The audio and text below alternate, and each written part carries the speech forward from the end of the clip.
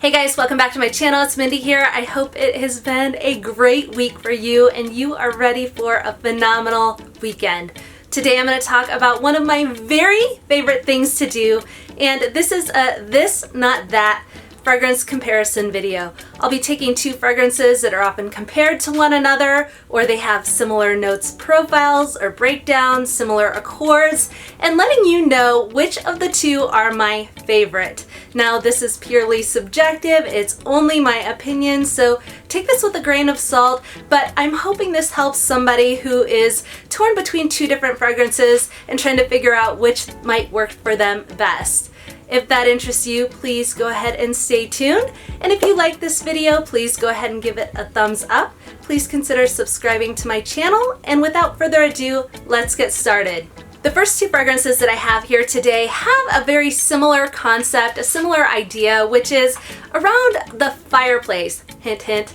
They include this warm, cozy, almost campfire type vibe, but they are different interpretations. They take it in a different direction. These fragrances are Replica by the Fireplace, and I also have Bonfire Bash by Bath & Body Works. Now, these are similar, but different, and we're gonna dive into those differences right now. So with By the Fireplace, this is quite literally invoking the feeling of being by a campfire, by a fireplace. It very much captures and bottles up the smell of what it's like to be at a campfire. It's done beautifully, and it really brings back positive memories, happy memories for me, because I spent a lot of the time in the summer with my family camping. It's incredible how realistic this fragrance is to that scent memory of being by a campfire or at a fireplace. Now, the one thing about this fragrance is while it does capture that feeling very, very well, for me, I'm not sure I exactly want to smell like that. I love the smell, but I'm not sure I want to wear the smell, if that makes sense. Truly, that's one of the reasons that I only have this mini. I still play around with it, especially in the cooler months. I truly enjoy wearing it, but I'm not sure I want to buy a full bottle just yet. It's one that I do think would smell incredibly intoxicating on a man. It is very unisex, but I do think a man would smell amazing with this fragrance on. I also think there are ways that you could probably blend this or layer it with a more feminine fragrance. If that's your vibe or your jam, you want to smell a little bit more feminine, I think you could do that, layering with this fragrance, and you'd smell incredible. I'm thinking specifically of vanilla, for example, the Mix Bar, bourbon vanilla, or some fragrance like that would probably really smell pretty here. And while By the Fireplace might invoke that feeling of a dark, romantic evening, you're out under the stars, talking with the person that you love. I don't know, I'm just trying to set the scene of what this makes me feel like. Bonfire Bash might be more like a fun evening with your friends or your family, maybe drinking and goofing off around the fireplace, telling funny stories around the campfire. Bonfire Bash is also a gorgeous fragrance, but it is done quite differently than By the Fireplace by Replica. Bonfire Bash is sweet. It's almost like if you soften the woodiness that is in By the Fireplace, you added a little bit more vanilla, maybe even marshmallows. While I don't see marshmallows in the note for this particular fragrance, it does evoke that vibe, almost of making s'mores by the campfire. You definitely capture a little bit more of that sweetness from this fragrance, and for that reason I do find this one to be maybe a little bit more wearable, maybe a little bit more feminine, maybe one that I reach for a little bit more. This one is also a little bit more lighthearted, whereas with By the Fireplace, I love to wear it and I do think it makes me feel really good on a super cold day. This one is one that I'm reaching for all summer long, and one that I think is quite versatile. Bonfire Bash is quite affordable. It may not last forever. It does last for several hours, but it's the kind of fragrance you would want to reach for as an easy reach. It's just a very simple wear. Whereas By the Fireplace, like I mentioned, I would probably reach for a little bit more in the cooler weather months. I'd probably want to layer this with another fragrance to make it a little bit more feminine for me. So for the purposes of this epic fragrance battle, the winner is Bonfire Bash. I think this is a great, affordable fragrance. I think one that a lot of people would truly enjoy to wear. Again, that is Bonfire Bash by Bath & Body Works. So our next two contenders are both kind of smoky, sweet, caramelic fragrances that are known for being a little bit intoxicating, a little bit seductive, and also alluring. The fragrances that I have here are Nina Ricci L'Extase, and I also have La Nuit Tresor by Lancome. So the L'Extase is created by a very famous perfumer, by Francis Kurkdjian, and it has a very deep, caramelic, sort of sweet, almost sticky type vibe to it, but it also has a very heavy rose presence to my nose. This is one that when I press my nose deeply to my skin, I'm not super wild about it. It can be a little bit overpowering and that rose stands out too much. But when I catch the sillage from this fragrance, when I'm walking, when I'm wearing it on a night out, I do really truly find the sillage to be quite gorgeous. And I have a sense that a lot of people feel that way about this one as well. This is a popular fragrance on Fragrantica, and one that I do think is generally crowd pleasing for somebody who's looking for that sweet, caramelic, kind of dark, smoky type vibe. In this fragrance is, of course, caramel, there's musk, there's Virginia cedar. There are some fruits, but in this fragrance, I don't pick up the fruits so much as I do pick up that rose and that caramelic vibe. So with La Nuit Tresor, this is also sort of a smoky fragrance because there is incense in here, but for me, the fruitiness comes out just a little bit more in this fragrance. There is strawberry in here. I believe there's also passion fruit in this fragrance, and so the prominence of the fruitiness is a little bit more noticeable. There are also some gourmandy type accords in this fragrance as well. So you see caramel, praline, and vanilla. And for that reason, I find La Nuit Tresor to have just a little bit more dimension and to be a little bit more of a well-rounded perfume, where the main player here is rose, there's some raspberry and caramel, some other supporting notes. I do find that La Nuit Tresor is a little bit more gourmand in nature, and for that reason, I do find myself reaching for this one a little bit more.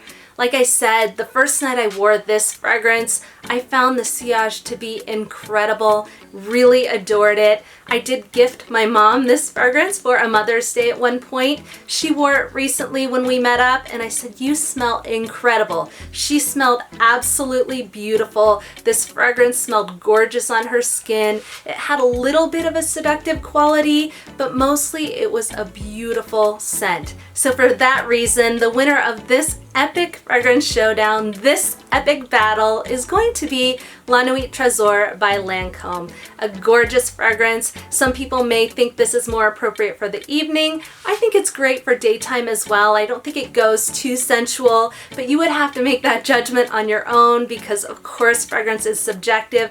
A great fragrance, a beautiful bottle. I love this one and I love the line. Next up, going head to head, we have two amber floral fragrances that are absolutely breathtaking. They're beautiful. I have Flowerbomb, and this is the original EDP, and I have Mori Hannah. This is also referred to as the butterfly, so I'll put up here exactly which fragrance I have and link it down below. So Flowerbomb is such a staple in my collection, and in some way, shape, or form, I will always have this in my collection.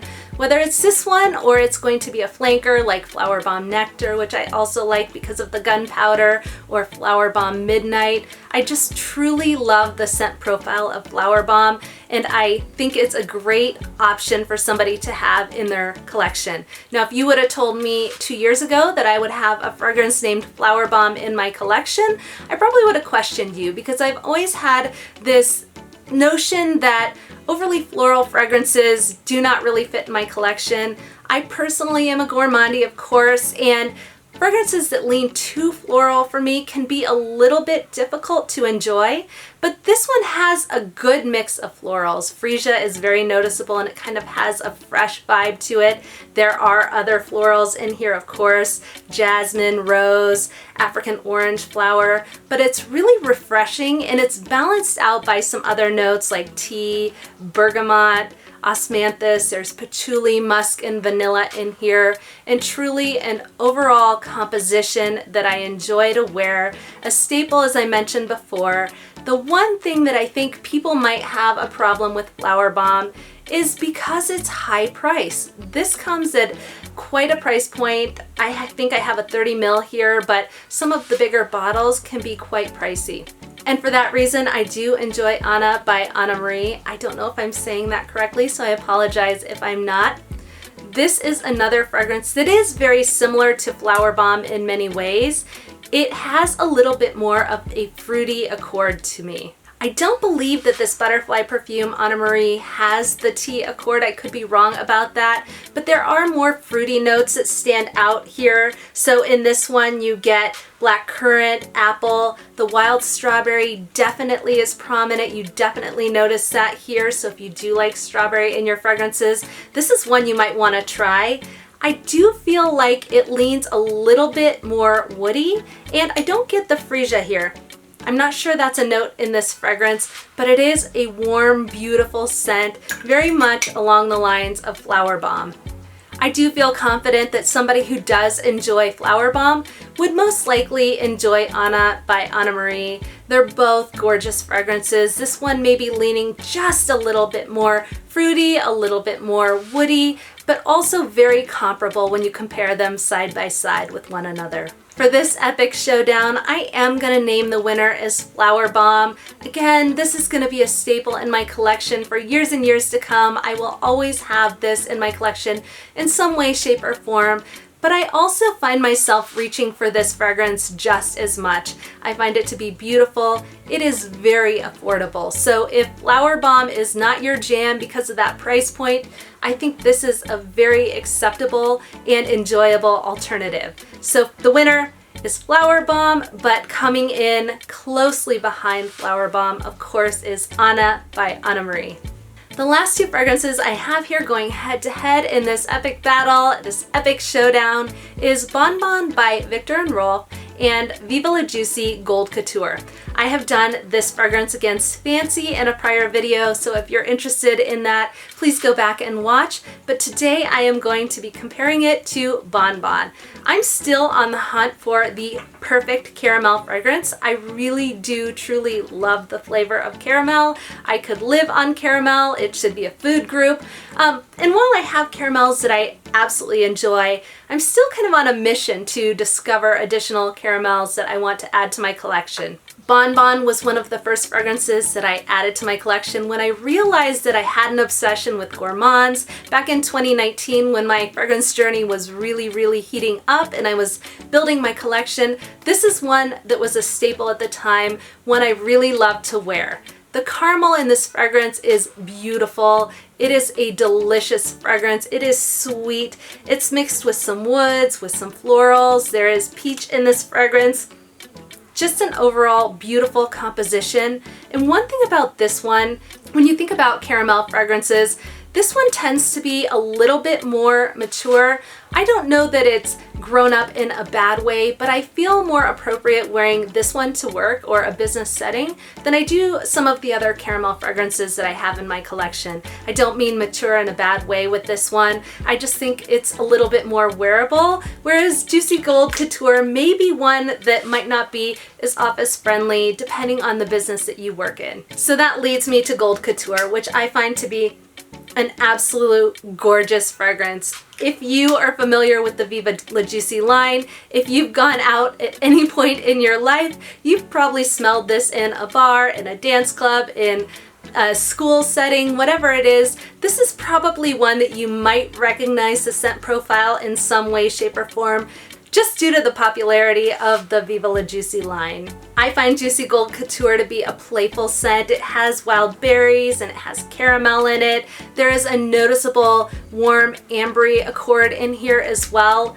This does have a synthetic caramelic vibe, similar to Fancy by Jessica Simpson. When you think about how there's that synthetic component there, I find that a little bit here. They don't smell the same, but I think that synthetic vibe does exist here. That being said, I still love the fragrance. I definitely think it's fun to wear. I would still reach for this on a night out. Definitely a fun, flirty, easygoing, playful fragrance that a lot of people would consider to be an easy reach. I will say that when it comes to caramel fragrances that I have in my collection, I do find that if I wear them too much, that I tend to tire of them. These are not bad fragrances. In fact, they're quite gorgeous. But for whatever reason, when I wear a caramelic fragrance, I don't know if it's heavy or if it's just the scent profile, maybe the synthetic nature here, I do find that they can become a little tiresome, and so I'm not always reaching for these. I'm still on the hunt for the perfect, the epic caramel fragrance. So if you have recommendations for me, please let me know down in the comments section below. I'd love to hear what you're reaching for. Do you like Changing Constance by Penhaligons? Definitely one I'm interested in. What about Minuit by Demi, Minuit de Demi? I can't remember what the fragrance is called, but I'd love to try that one as well. Interested in your thoughts there too.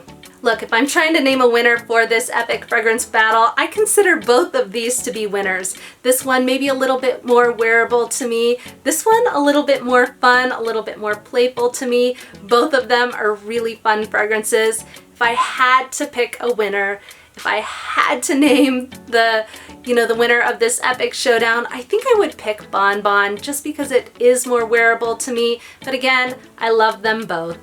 All right, guys, thank you so much for tuning in. I absolutely love these epic fragrance battles. I'm interested to hear which of these you liked the most. Did you disagree with my winners, or do you agree with these? Are there other fragrances you'd love to see in a showdown? If so, let me know, because I absolutely adore doing these.